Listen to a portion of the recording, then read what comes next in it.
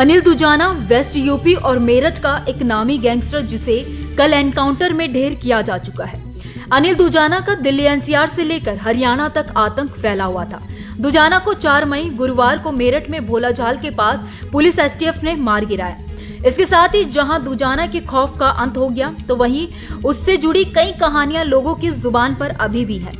अनिल दुजाना के एनकाउंटर के बाद उससे जुड़ी तमाम जानकारियां निकलकर अब सामने आ रही हैं। बताया जा रहा है कि अपराध की दुनिया में उतरने से पहले दुजाना का सपना एक सैनिक बनने का था, लेकिन यह पूरा ना हो सका। चुनाव जीतकर नेता बनने की भी उसकी ख्वाहिश अधूरी ही रह गई। आपको बता दें कि कभी सेना तो कभी सियासत में अपना भविष्य तलाशने में नाकाम रहा अनिल दुजाना अपराध की दुनिया का एक बड़ा नाम बन चुका था। मेरठ में एनकाउंटर में मारे गए अनिल दुजाना के खिलाफ बीते 21 सालों में कुल 65 मुकदमे दर्ज हुए, जिनमें से 18 मुकदमे हत्या के हैं। दुजाना ने कई परिवारों को उजाड़ा, लेकिन अब उसे अपने परिवार से बेहद लगाव हो गया था। पत्नी पूजा और एक बेटी से उसे बहुत प्यार था। उसकी पत्नी अब दूसरे बच्चे को जन्म देने वाली है। बताया जाता है कि वह अब भी सियासत का सुरमा बनना चाहता था और इसके लिए रास्ते भी तलाश रहा था। इसी बीच भागते हुए एसटीएफ पर फायरिंग करना उसे भारी पड़ गया और मारा गया। एसटीएफ के अधिकारियों से मिली जानकारी के अनुसार अनिल दुजाना अब उद्यमी बनना चाहता था। इसके लिए उसने जींस की फैक्ट्री लगाई थी। यह फैक्ट्री उसने अपनी पत्नी पूजा के नाम पर गाजियाबाद में लोनी में खोली थी। यह फैक्ट्री अभी भी चल रही है। यहाँ से जींस बनाकर सप्लाई की जाती है।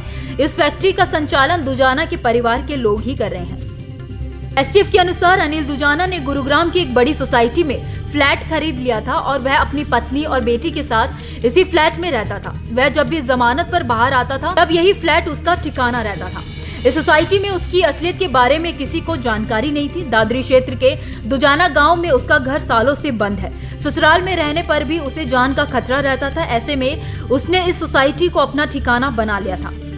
वहीं साल 2021 में बागपत की पूजा से शादी होने के बाद अनिल दुजाना का परिवार के प्रति लगाव और ज्यादा बढ़ गया था। कुछ समय पहले उसकी पत्नी ने एक बेटी को जन्म दिया था। अनिल दुजाना अपनी इकलौती बेटी को बहुत ज्यादा प्यार करता था और इस बेटी के प्यार की वजह से ही वह पिछले कुछ दिनों से अपराध की दुनिया से किनारा करने के प्रयास में जुटा हुआ था।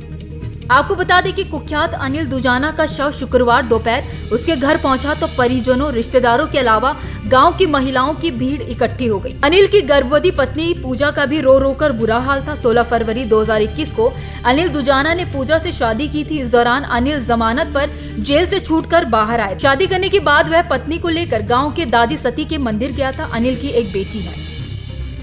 वहीं अनिल दुजाना ने जब पहला अपराध किया तो परिवार के सदस्यों ने उसे 2 घंटे बैठाकर समझाया था। अनिल दुजाना पढ़ने में बहुत खास नहीं था। उसने किसी तरह साल 1997 में 10वीं पास करी थी। इसके बाद परिवार के लोग उसे फौज में भर्ती कराना चाहते थे। इसके लिए आंध्र प्रदेश के हैदराबाद स्थित सिकंदराबाद में उसकी शारीरिक परीक्षा भी कराई, मगर किसी कारण वह मेडिकल में बाहर हो गया।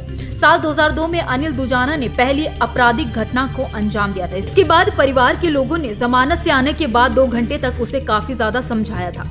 लोग बताते हैं कि अनिल पूरी बात को ध्यान से सुनता रहा, मगर उसने ऐसा कोई आश्वासन नहीं दिया था कि वह आगे अपराध नहीं करेगा और अपनी दिशा बदल लेगा।